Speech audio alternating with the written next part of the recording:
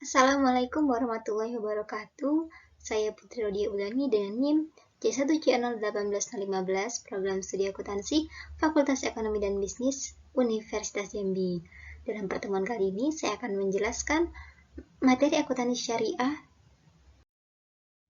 yaitu yang berjudul akad istisna, di mana dalam materi ini terdapat 5 pembahasan.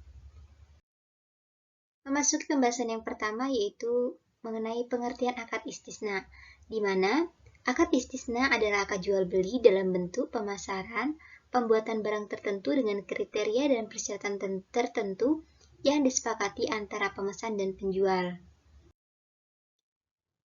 Yang selanjutnya yaitu terdapat dua jenis akad istisna. Yang pertama yaitu istisna dan yang kedua istisna paralel.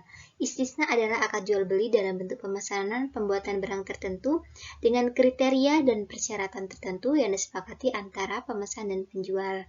Sedangkan istisna paralel adalah suatu bentuk akad istisna antara penjual dan pemesanan, di mana untuk memenuhi kewajibannya kepada pemesan, penjual melakukan akad istisna dengan pihak lain yang dapat memenuhi aset yang dipesan oleh pemesan. Yang selanjutnya itu dasar syariah akad istisna. Yang pertama itu sumber hukum akad istisna, ada dua, yaitu pertama Al-Quran dan Sunnah. Di dalam Al-Quran surat Al-Baqarah ayat 282 dijelaskan bahwa, hai orang-orang yang beriman, apabila kamu bermuamalah tidak secara tunai untuk waktu yang ditentukan, hendaklah kamu menuliskannya. Yang kedua yaitu Sunnah, di mana dalam hadis riwayat Ibnu Majah dijelaskan bahwa tiga hal yang di dalamnya terdapat keberkahan yaitu jual beli secara tangguh, mudharabah dan mencampur gandum dengan tepung untuk keperluan rumah bukan untuk dijual.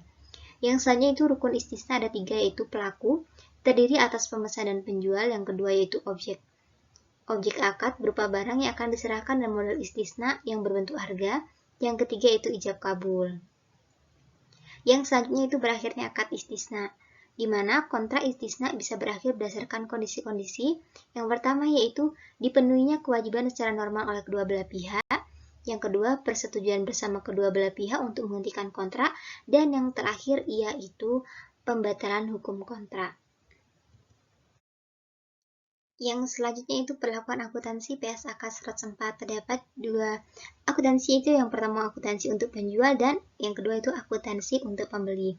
Di mana akuntansi untuk penjual, beban per akad diakui sebagai beban tangguhan dan diperhitungkan sebagai biaya istisna jika akad disepakati. Jika akad tidak disepakati, maka biaya tersebut dibebankan pada periode berjalan. Yang kedua itu biaya perolehan istisna terdiri atas biaya langsung, biaya tidak langsung, dan khusus untuk istisna paralel, seluruh biaya akibat produsen atau kontraktor tidak dapat memenuhi kewajiban jika ada. Yang ketiga yaitu pengakuan pendapatan, diakui dengan dua metode, yaitu metode akad selesai dan metode presentasi penyelesaian. Yang selanjutnya yaitu penyajian dan pengungkapan.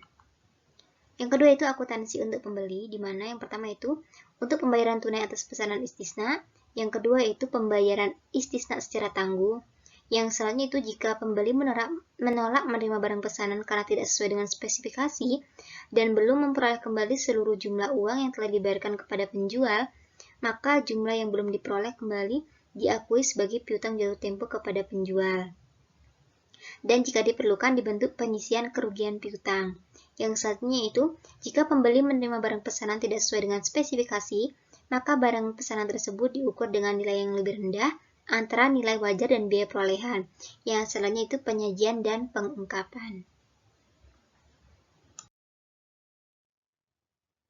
Selanjutnya yaitu ilustrasi kasus akad istisna. Dalam contoh kasus ini saya mengambil mengenai akuntansi pembeli.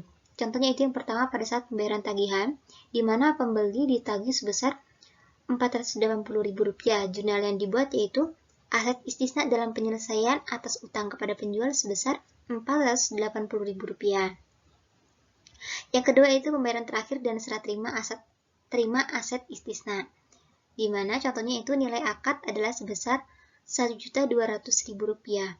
Maka saat melakukan sisa pembayaran dari serah terima aset, jurnal yang dibuat yaitu aset istisna dalam penyelesaian atas utang kepada penjual sebesar Rp720.000 dan aset tetap atas aset istisna dalam penyelesaian sebesar Rp1.200.000. Yang selanjutnya itu penolakan aset, di mana contohnya itu setelah periode pertama senilai Rp480.000 dilaksanakan, ternyata ditolak oleh pembeli. Jurnal yang dibuat yaitu piutang jatuh tempo kepada penjual atas aset istisna dalam penyelesaian sebesar Rp480.000. Sekian presentasi dari saya, semoga bermanfaat untuk kita semua. Apabila ada kesalahan dan kekeliruannya, saya minta maaf yang sebesar-besarnya. Saya akhiri, wassalamualaikum warahmatullahi wabarakatuh.